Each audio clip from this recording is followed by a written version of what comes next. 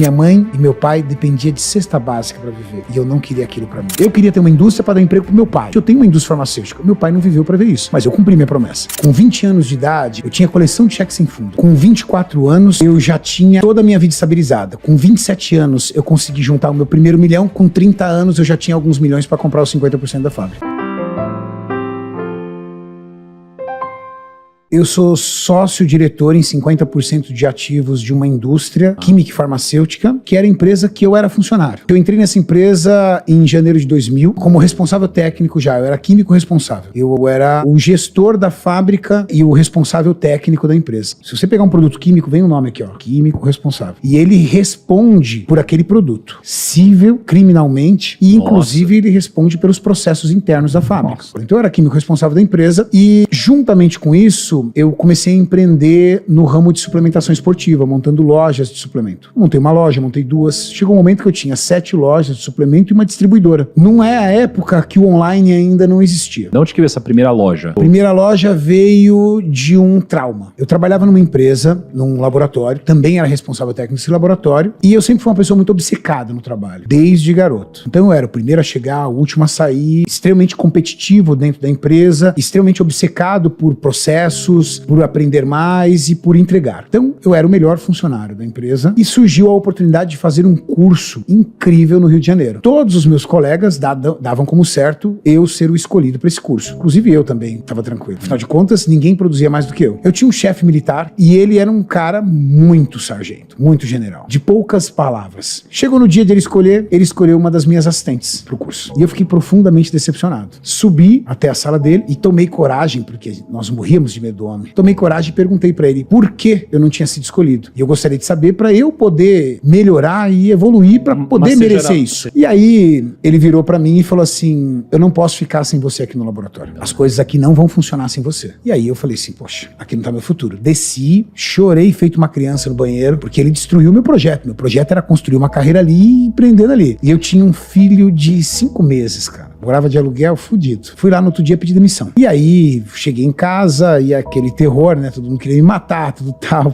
pela minha atitude e tudo. Ele me ligou, pediu pra eu voltar e falou assim: olha, se você treinar alguém pro teu lugar, porque ele começou a ficar perdido. Essa é a vantagem quando você também vai assumindo processos, né? Você vai assumindo o processo dentro da empresa, a empresa gera uma dependência de você. A empresa tinha uma dependência do meu trabalho muito grande. Ele falou: olha, se você treinar alguém pro seu lugar, eu demito você e você tem aí todas as suas rescisões e todos os seus direitos trabalhistas em mãos. Ok, treinei alguém pro meu lugar, demorou aproximadamente 30 dias, recebi R$4.500. Esses R$4.500 viraram uma primeira loja. Abri a loja com R$4.500 e entrei nessa empresa, que eu sou sócio. Então, o dinheiro da loja, eu fui abrindo outras lojas. Mas a ideia de montar a loja foi porque você tomava suplemento? A ideia de montar a loja era porque eu conhecia desse mercado. Eu entendia disso. Já treinava desde os meus 16 anos de idade. Consumia suplementação. E entendia o que as pessoas queriam na suplementação esportiva. Eu entendia daquilo. E consegui identificar um local que eu via potencial para poder ter um comércio desse ramo. Pelo volume de academias que tinha e pela falta de uma loja nesse segmento. E aí montei a primeira loja, trabalhando na empresa, deixava o dinheiro lá, montei a segunda loja, montei a terceira loja, e cada loja que eu montava eu fazia um mapeamento de todos os locais, da forma, da capacidade de retorno que aquele local tinha para o comércio. Chegou um momento que eu tinha 7 lojas e tinha uma distribuidora. O que é uma distribuidora? Eu comprava grande quantidade de produto das fábricas e vendia para lojas pequenas que não tinham ticket para comprar direto da fábrica, porque a fábrica exige um faturamento mínimo. Então eu colocava uma margem muito baixa, só que melhorava muito meu poder de compra dentro da fábrica. E melhorando meu poder de compra dentro da fábrica, eu tinha lucratividade nas lojas. Então meus preços eram mais baixos, com margem de lucratividade equivalente ao meu concorrente, mas meu concorrente não conseguia pegar. Por quê? Porque a minha cadeia de distribuição sustentava esse ecossistema. E aí eu fui girando e fui guardando dinheiro. Em 2008, o meu então diretor negociou 50% da fábrica dele com o grupo alemão. Só que, salvo por uma cláusula contratual, do contrato social, a minha sócia, ela teve a oportunidade de entrar nessa briga e impedir essa venda. Porque dentro do contrato social, noteava que ela tinha que concordar com a empresa que estaria assumindo os outros 50%. E ela conseguiu virar o jogo pro meu lado. Só que o meu diretor, na época, ele não entendia, e não sabia, e não aceitava que eu teria dinheiro para isso. Afinal de contas, eu era funcionário dele. Ele não tinha noção das outras atividades que eu tinha. E eu sentei para negociar com ele e eu tinha boa parte do capital. Foi alguns milhões. Mas o mais interessante é que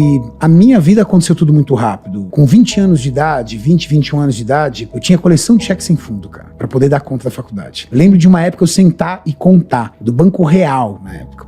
Eu tinha 68 cheques sem fundo. Cheques sem fundo que eu tinha passado mesmo, caloteiro mesmo. Tinha que pagar a faculdade e saía pedalando. Com 20 anos eu tinha 68 cheques sem fundos. Com 24 anos eu já tinha toda a minha vida estabilizada. Com 27 anos eu consegui juntar o meu primeiro milhão. Com 30 anos eu já tinha alguns milhões para comprar os 50% da fábrica. Por que você fez seu primeiro milhão com 27? Por causa das lojas. Não foi o salário. Chegou um momento que as minhas lojas eram tão fortes e a minha distribuidora tão forte que eu sentava com os meus amigos e eles falavam assim, cara, não entra na minha cabeça porque você continua funcionário dessa empresa. Não entra, não tinha sentido. Então, na verdade, dentro da empresa, eu era um funcionário. E, teoricamente, não me alçava a ideia de me tornar sócio. Isso foi muito rápido. Você acha que o dinheiro compra felicidade, Cariani? Eu acho que o dinheiro compra 3 coisas que são bem importantes e que estão atreladas à felicidade. Primeiro, segurança. Segurança te traz paz e paz é um grande amigo da felicidade, na é verdade. É tirar a tua felicidade, tirar a tua paz. O dinheiro realiza sonhos. Quem é um grande amigo também da felicidade? Realiza sonhos. Dinheiro compra a oportunidade de você ajudar as pessoas que você gosta. Quem tem um coração bom e ajuda pessoas que ela ama, pô, isso também traz felicidade. Sim. Então eu acho que o dinheiro, ele traz coisas que são muito parentes próximos da felicidade. Agora, a felicidade é um estado de espírito, né? Então, eu acho que a palavra felicidade pra cada um é tão relativo. Por exemplo, eu sou feliz por ter uma vida regrada. É meu. Se você começar a me levar pra um monte de lugar e eu começar a perder as minhas regras da vida, eu começo a ficar chateado. Porque eu fui criado assim. Então, eu gosto de acordar no mesmo local, fazer minha atividade física em jejum, ir pra minha empresa. Assim, qual é a minha vida? Eu acordo 6:30 da manhã, faço meu cardio em casa. Termino de fazer meu cardio, eu tomo meu café da manhã, tomo banho, vou pra fábrica. Chego na fábrica 8:30 da manhã, mais ou menos, saio da fábrica 3:30. Vou pro meu centro de gravações. Faço meu treino, faço as gravações, faço o podcast, chego em casa 9 horas. Chego em casa de 9 horas, brinco com meus filhos. Quando for 11:30, mais ou menos, meia-noite, tô indo dormir. Então, isso me faz feliz. Quando eu saio disso pra um compromisso fora, por exemplo, eu fui dar uma palestra em Rondônia. Nós ficamos 3 dias sem dormir. Cara, fizeram uma logística tão louca lá que, por exemplo, eu dormi quinta-feira à noite e acordei 6:30 da manhã na sexta, certo? O voo era às 10 horas, atrasou pra 00:30. Aí tinha conexão em Manaus, cheguei 4 horas da manhã em Rondônia. Cheguei 5:30 no hotel. Eu subi, tomei banho, me troquei e desci pra tomar café. Aí eu falei assim pro Muso,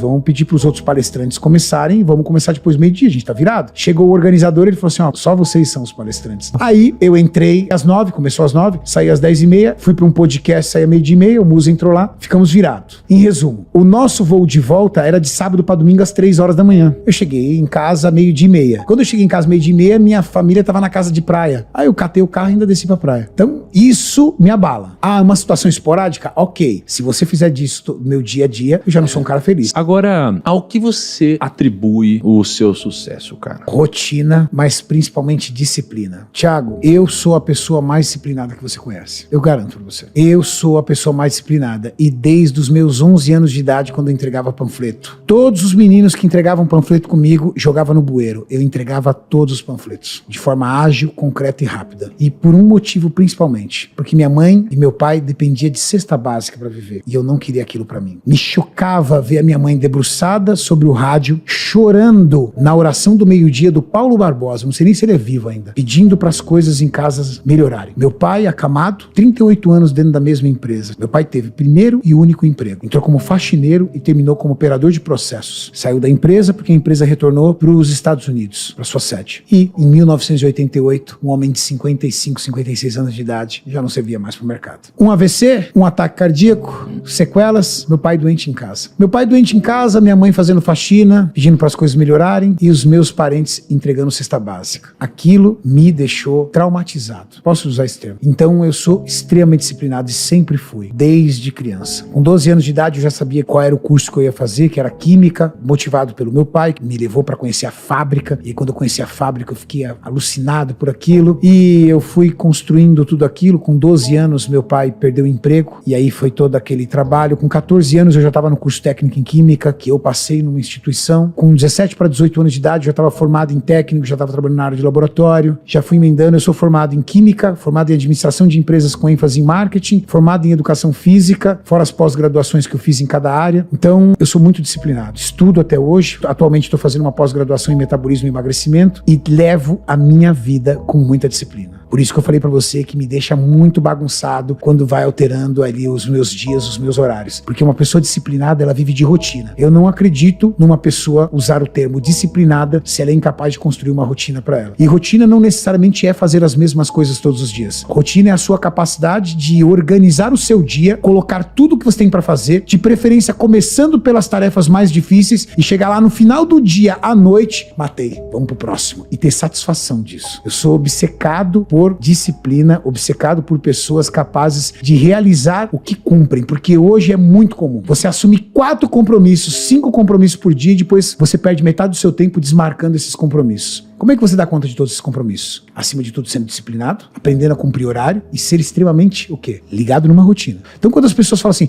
eu não tenho tempo para uma atividade física, é que não é prioridade para você. Cuidar de você não é prioridade. Só que eu tenho uma seguinte concepção. Para mim, um homem de sucesso está ligado em 3 pilares. O pilar da carreira é importantíssimo. O que seria de mim, da minha autoestima, daquilo que eu reconheço sobre os meus valores, se a minha carreira tivesse sido um fracasso? Isso é uma prioridade para mim. Para muitas pessoas não é. Eu tenho um tio que passou na USP, fez faculdade na USP, e ele tinha um sonho, morar no mato, morar no meio do mato. E quando ele se formou, ele foi morar no meio do mato. E mora no meio do mato até hoje, dando aula, dá poucas aulas, o suficiente para ele ter a renda dele, mas ele é o quê? Feliz. Eu sou feliz com a minha carreira, com o que eu construí. Eu queria ter dinheiro, eu queria ter condições financeiras, eu queria ser rico, eu queria ter uma indústria, eu queria tudo isso, eu consegui tudo isso. Eu queria ter uma indústria para dar emprego pro meu pai. Coincidentemente, eu tenho uma indústria farmacêutica. Meu pai não viveu para ver isso, mas eu consegui cumprir a minha promessa com 12 anos de idade. Eu cumpri minha promessa.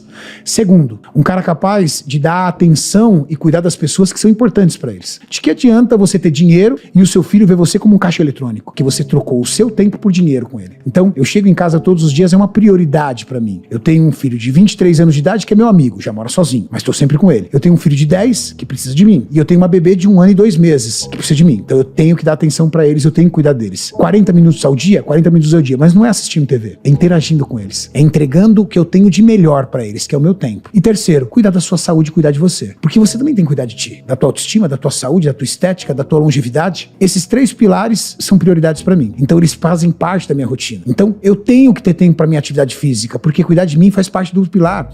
Eu tenho que ter tempo para fazer uma alimentação saudável. Ah, eu não tenho tempo, mas eu tenho dinheiro, então as pessoas fazem para mim. Eu tenho cozinheira para fazer minha comida, porque é uma prioridade para mim. Então eu coloco esses 3 pilares em prioridade. Não é só a questão financeira. Eu poderia ganhar muito mais dinheiro? Claro que eu poderia. Mas isso é o que me faz feliz.